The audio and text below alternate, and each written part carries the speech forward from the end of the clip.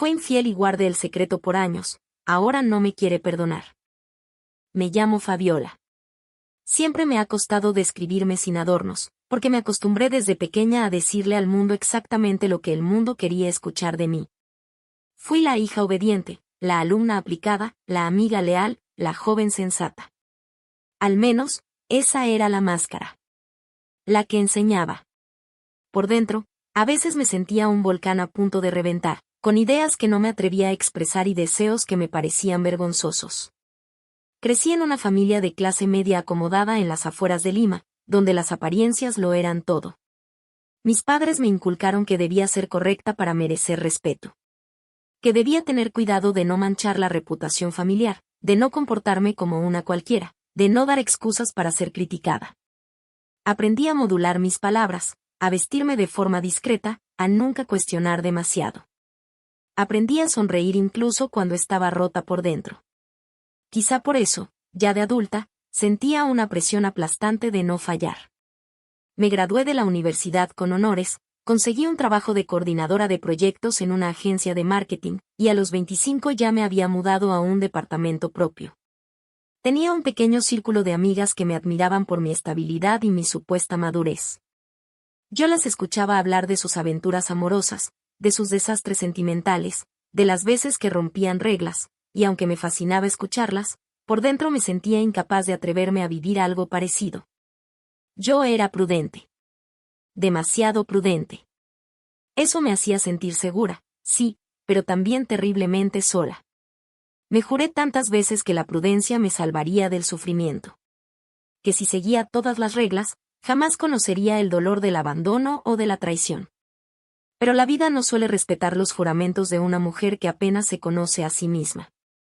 Aún así, yo no lo sabía entonces. Solo sabía que, según todos, era una buena mujer. Y esa etiqueta se me volvió casi un dogma. Si me preguntaban quién era Fabiola, la respuesta venía automática: responsable, educada, confiable, estable. Nunca decía que también era insegura, que me aterraba el rechazo, que a veces lloraba sola por la noche sin saber exactamente por qué. Nunca decía que temía no ser suficiente para nadie. Jamás me atreví a decir en voz alta que, pese a todo lo que construí, sentía un hueco gigantesco en el pecho. Un hueco que, con los años, se transformaría en una grieta donde cabrían mis peores errores. Conocí a Tomás un martes, de la forma más inesperada y sencilla. Mi agencia estaba lanzando una campaña grande para una cadena de cafeterías, y necesitábamos apoyo en diseño web. Nos recomendaron a Tomás, que trabajaba como freelance y tenía fama de ser meticuloso y muy eficiente. Lo citaron en la oficina para una reunión de arranque de proyecto. Yo llegué unos minutos tarde, estresada y revisando correos en el celular, y cuando levanté la vista, ahí estaba. Tomás. Su sonrisa era discreta, nada arrogante. Tenía el tipo de mirada que te hace sentir cómoda sin esfuerzo. Vestía simple, con una camisa azul arremangada y un reloj sin marca. Parecía tan tranquilo en medio de nuestro caos corporativo, que me impresionó. Al principio hablamos apenas lo justo, lo necesario. Le expliqué la línea gráfica del cliente, él escuchó con paciencia, hizo un par de preguntas certeras. Cuando le ofrecí un café de la máquina de la oficina, me contestó con un chiste tímido sobre que el café corporativo no debería considerarse café. Yo reí. Supe que desde ahí había algo diferente en él. Con las semanas, el trato laboral se convirtió en conversaciones más largas. Almorzábamos juntos a veces, hablando de su pasión por la fotografía, de mis planes de ahorrar para viajar a Europa, de las cosas más tontas como los memes que nos hacían reír. No hubo tensión romántica evidente al principio. Fue creciendo en silencio, como una semilla que nadie ve germinar hasta que ya tiene raíces muy profundas. Me di cuenta de que me interesaba de verdad cuando me preguntó, casi al pasar, qué me gustaría hacer en la vida si el dinero no importara. Nadie me había hecho una pregunta así. Nadie me escuchaba con tanta curiosidad y sin juzgar. Tomás era diferente a cualquier chico que hubiera conocido. Me trataba como si todo lo que decía importara. No necesitaba que yo actuara como la mujer perfecta, le gustaba mi sentido del humor, mis manías, incluso mis silencios incómodos. Él veía mi vulnerabilidad, y no huía. Eso me desarmó por completo. No pasó mucho tiempo hasta que un día, después de una reunión tardía, me acompañó hasta la puerta de mi edificio. Me despedí de él con un gracias por todo y un abrazo rápido. Pero cuando me soltó, me miró fijo. Yo también lo miré, y me temblaron las manos. Fue él quien se acercó primero, quien rozó mis labios con una suavidad que casi dolía. Fue un beso corto, torpe, pero verdadero. Me fui a dormir esa noche con una sacudida en el estómago. Sabía que mi vida estaba a punto de cambiar. Y cambió. Porque a partir de ese instante, Tomás empezó a ocupar cada espacio de mis pensamientos. Cada espacio de mi agenda. Cada espacio de mi cuerpo. En menos de un mes, ya estábamos saliendo oficialmente. Mis amigas me decían que se me notaba en la cara, que brillaba, que me veía más viva que nunca. Y era cierto. Con Tomás, sentí por primera vez la tranquilidad de saberme cuidada, querida, respetada. Era como si, al fin, todas las piezas encajaran. Lo que no imaginaba, lo que ni en mis peores pesadillas pude prever, era que, algún día, iba a ser yo misma quien traicionara toda esa confianza. Que el monstruo no vendría de afuera. Vendría de mí. Después de ese primer año de relación, Tomás y yo empezamos a hablar de cosas más serias. Yo tenía 27, él 30. Habíamos sobrevivido a discusiones fuertes, a mi manía por controlar todo y su necesidad de evitar el conflicto a toda costa. Aprendimos a hablarnos mejor, a ceder sin perder lo que éramos. Y aunque a veces dudábamos de si esa rutina tan tranquila era suficiente, nos gustaba saber que al final del día éramos el lugar seguro del otro. Nos mudamos juntos un otoño. El día que firmamos el alquiler del departamento nuevo, me abrazó por la espalda mientras yo sostenía las llaves. Me dijo, este va a ser nuestro primer hogar. Y no pienso irme nunca. Le creí. Le creí con una fe que hasta ahora me duele recordar. El departamento era modesto, pero tenía luz por las mañanas y una cocina abierta que nos encantaba. Me aprendí sus manías, él se adaptó a las mías. Discutíamos sobre qué series ver, qué día lavar la ropa, y cuánto tiempo tardaba yo en arreglarme. Cosas pequeñas que, de alguna manera, eran parte de nuestro amor. Él trabajaba a veces en diseño gráfico desde casa, y yo ya estaba escalando posiciones en una agencia de publicidad. Me costaba mucho desconectarme del trabajo, y él lo notaba. Me pedía que no llevara tanto estrés a casa, que no convirtiera nuestra cama en mi segunda oficina. A veces lo lograba, otras veces no. Una noche de invierno, sin muchos preparativos, me pidió matrimonio. No hubo anillo ostentoso ni flash de cámaras. Solo nosotros dos, sentados en el sofá, rodeados del desorden cotidiano, cuando él tomó mi mano y dijo: no tengo nada planeado. Pero sí tengo la certeza de que no quiero envejecer con nadie más que contigo. ¿Te casarías conmigo? Yo me reí. Lloré. Dije que sí. Y no sé en qué momento exacto empezó a crecer dentro de mí la idea de que ese sí traía una presión inmensa. Porque con él todo era paz. Pero a veces, una parte de mí anhelaba algo menos tranquilo. Algo más arriesgado, más crudo. Más impulsivo. Y esa parte de mí, tan pequeña y callada al inicio, pronto creció más de lo que debería. Joaquín era un viejo conocido. Un amigo de universidad con quien nunca pasó nada, pero siempre hubo cierta tensión flotando, nunca dicha, nunca actuada. Después de que me comprometí con Tomás, lo reencontré por casualidad en un evento laboral. Él estaba en otra agencia, ahora como director de arte. Lo saludé con ese entusiasmo que uno no sabe si viene del presente o del pasado. Charlamos como si hubiéramos sido amigos inseparables. Reímos demasiado fuerte. Me hizo sentir distinta. Más liviana, menos comprometida.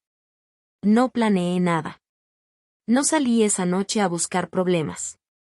Pero después de algunas copas, entre bromas, miradas sostenidas y palabras con doble filo, me vi entrando en un error que nunca podré borrar. Fue en su departamento. Nada romántico. Nada especial. Ni siquiera sé cómo llegamos ahí. Solo sé que, por unos minutos, Me dejé arrastrar por una versión de mí misma que jamás imaginé que existiera. Una versión egoísta, impulsiva, débil. Me vestí en silencio. Joaquín quiso retenerme, me preguntó si me sentía mal. Yo apenas pude mirarlo. Salí de su casa con una culpa tan áspera que me dolía el pecho. Y aún así, no se lo conté a Tomás. Me convencí de que había sido un accidente. Un impulso sin sentido. Me juré que no lo repetiría. Que lo olvidaría. Que sería mejor prometida de ahí en adelante, como si pudiera lavar mi conciencia con buenos gestos. Tomás no sospechó nada. Me abrazó como siempre. Me habló de los planes para la boda, de los invitados, del traje que pensaba usar. Yo sonreía con los labios y me moría por dentro. Guardé el secreto. Enterré lo ocurrido como si fuera un cadáver que nunca iba a salir de la tierra. Y me esforcé por ser más atenta, más cariñosa. A veces, incluso, era demasiado dulce. Culpable. Nos casamos 6 meses después. Un vestido blanco. Sonrisas. Familia. Y yo, repitiendo votos que sabía que había traicionado. No dormí bien durante las primeras semanas de matrimonio. Soñaba con Joaquín. Soñaba con Tomás descubriéndolo. Soñaba conmigo misma gritando la verdad y destruyéndolo todo. Pero no lo hice. Y así comenzó mi condena, vivir cada día como si nada hubiera pasado, mientras dentro de mí, todo estaba podrido. No sabía que algún día esa verdad enterrada iba a salir a la superficie. Y cuando lo hiciera, él ya no querría perdonarme. Nos casamos. Y la vida, esa vida que yo tanto decía desear, empezó como una postal, desayuno juntos, domingos de mercado, cenas con velas en aniversarios. En las fotos, éramos felices. En la familia, un ejemplo. En el trabajo, una pareja estable. Tomás hablaba de hijos. Yo, a veces, también. Pero había algo en mí que ya no podía recuperar, la ligereza de la conciencia tranquila. Guardé ese secreto por años. 5, para ser exactos. 5 años de matrimonio en los que fingí con tanta fuerza que terminé creyendo, por ratos, que era otra mujer. Una mujer que jamás traicionaría a su esposo. Una mujer que merecía todo lo que él le daba. Tomás era bueno conmigo. A veces demasiado. Me cuidaba en mis días grises, me alentaba cuando no creía en mí, me compraba flores sin razón. Y yo compensaba con detalles, masajes en la espalda, su postre favorito los viernes, mensajes cursis al mediodía. Pero todo eso no borraba el recuerdo. Ni la vergüenza. Cada vez que Tomás decía cosas como no me imagino una vida sin ti, o cuando me miraba con esa ternura serena que solo alguien profundamente enamorado puede sostener, algo se rompía adentro. Un hilo invisible que me estrangulaba, pero que aún así yo me negaba a cortar. Y no volví a ver a Joaquín. No volví a escribirle. Él lo intentó un par de veces, me mandó correos sin respuesta, mensajes que borré sin abrir. Pero yo no quería repetir ese error. Ni siquiera por impulso. Ni siquiera por curiosidad.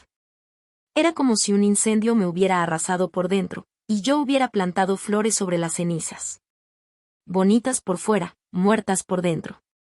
Cada aniversario, cada viaje, cada reunión con amigos, yo cargaba ese peso como una segunda piel. Me preguntaba si alguien más lo notaba. Si Tomás lo notaba. Pero no. Él me miraba como siempre. Confiado. Tranquilo. Pleno. Y eso, a veces, era lo más doloroso. Porque yo no lo merecía. Y lo sabía. Hasta que, un día, todo cambió. Fue un domingo por la tarde. Llovía. Yo estaba en la computadora revisando correos viejos, buscando un archivo que necesitaba del trabajo. Sin querer, abrí una carpeta antigua. Y ahí estaban. Un par de mails de Joaquín. Uno de ellos con un asunto tan estúpido como aún pienso en voz. Lo había ignorado durante años. Nunca lo abrí. Nunca lo borré. Y ese fue mi error. Tomás estaba buscando una serie para ver. Se acercó por detrás y, sin que yo me diera cuenta, leyó el asunto del correo. ¿Quién es Joaquín? Y me preguntó. Sentí el mundo paralizarse. Yo, tonta, traté de cerrar la ventana. Me puse nerviosa. Él lo notó. Se sentó frente a mí, me quitó la laptop con calma. Y ahí lo vi. Ese cambio sutil en su rostro. Ese desconcierto que no es rabia, sino sospecha. Esa grieta que empieza en los ojos, y termina en el alma. Me preguntó de nuevo. Esta vez más serio. ¿Quién es Joaquín? Yo tartamudeé. Un conocido de la facultad. Un contacto laboral, hace años. No importa. Pero ya importaba. Y yo lo sabía. Tomás no gritó. No alzó la voz. Solo me miró con esos ojos que siempre habían sido hogar. Y me dolió como nunca. Me dolió porque esa mirada ya no era de amor. Era de duda. ¿Te escribió algo más? Preguntó. Le dije que no. Que no respondí. Que no pasó nada. Mentí. Otra vez. Pasaron los días. Él empezó a actuar distinto. Más callado. Más distante. Un miércoles cualquiera, mientras yo cocinaba, me lo dijo sin rodeos. No puedo dejar de pensar en ese nombre. No puedo dejar de sentir que me estás ocultando algo. Y ahí ya no pude más. Lloré. Le pedí que se sentara. Y le conté. Todo. Cada detalle. Le dije que había sido antes del matrimonio, pero después del compromiso. Que fue un error. Que no hubo sentimientos. Que me odié por eso. Que lo enterré por miedo a perderlo. Que lo amaba. Que lo amo. Y entonces vi cómo su rostro se transformaba. Como la decepción invadía cada centímetro de su expresión. Como el silencio se volvía más ensordecedor que cualquier grito. No me dijo nada. Se levantó. Se fue. Volvió horas después, pero ya no era el mismo. Esa noche dormimos espalda con espalda. Él no me tocó. No me habló. No me besó. Y así empezaron los días más largos de mi vida. Días donde él me miraba como si no me conociera. Como si no supiera quién era la mujer que había amado con tanta entrega. Y yo me aferraba a las paredes, a las fotos, a los recuerdos. Como si todo eso pudiera sostener algo que ya se había roto. Le escribí cartas. Le hablé con el corazón en la mano. Le rogué que entendiera que me equivoqué, sí, pero que construí todo lo demás desde el amor verdadero. Pero él no podía perdonarme. Y quizás no era que no quería. Quizás era que simplemente, ya no podía. Porque cuando alguien rompe la confianza, no importa cuántos años pasen. La grieta queda. Y a veces, duele más el tiempo que se tardó en confesar, que la traición en sí. Y yo lo supe tarde. Han pasado ya varias semanas desde la última vez que lo vi. No hay mensajes. No hay llamadas. No hay rastro de Tomás en ninguna parte de mi vida cotidiana. Solo el hueco. El eco de su ausencia. Un silencio que pesa más que cualquier grito. Mis días ahora se repiten como un castigo. Me levanto con la esperanza tonta de que el celular suene, de que su nombre aparezca en pantalla, de que me diga que lo pensó mejor, que quiere intentarlo, que puede perdonarme. Pero el teléfono permanece mudo. Como yo lo estuve durante años. Intenté buscarlo en casa de sus padres, pero no abrió la puerta. Intenté mandarle flores con una nota escrita a mano donde le contaba que aún lo amaba, que me arrepentía cada día desde que todo se desmoronó. Me devolvieron el ramo, con la nota intacta. No la abrió. He escrito mensajes larguísimos que borro antes de enviarlos, y otros que sí le he enviado pero sé que no ha leído. Lo imagino abriendo la notificación, leyendo apenas mi nombre y dándose la vuelta con los ojos tristes, dolidos, tal vez hasta asqueados. Intenté decirle que Joaquín fue un error. Que nunca hubo amor, que fue una sola noche, que lo nuestro fue un descuido estúpido en medio de una duda fugaz. Pero eso no borra el hecho. No borra los años que me callé. No borra la boda. Las fotos. Los aniversarios. Cada objeto de la casa se convirtió en un recordatorio. El florero que eligió él. La cafetera que me regaló para nuestro primer mes de casados. Las cartas que alguna vez me escribió y que todavía guardo en una caja que no me atrevo a abrir. El aroma a su loción que, a veces, siento sin que esté. No he vuelto a saber nada de Joaquín, ni quiero. Es un fantasma al que le abrí la puerta y ahora me atormenta desde el fondo de todo lo que perdí. Mis amigas me dicen que le dé tiempo, que tal vez necesite espacio. Mi madre me pregunta por él sin saber la verdad, y yo solo le digo que estamos en pausa. No puedo contarle lo que hice. Me avergüenza. Me destruye. La realidad es esta, estoy sola. Sola y cargando con un secreto que ya no es tal. Sola en una casa que construimos para los dos, pero que ahora siento que me aplasta. Y si algún día vuelve, si algún día me permite siquiera mirarlo a los ojos, no sé si bastará. Porque aunque me perdone, yo no sé si podré perdonarme a mí misma. A veces el arrepentimiento llega tarde. A veces uno quiere reparar lo que rompió, pero las piezas ya no encajan igual. A veces, el amor no muere por falta de sentimientos, sino por exceso de dolor. Y yo lo amé. Lo amo. Pero él ya no quiere amarme. Y eso es lo que más duele.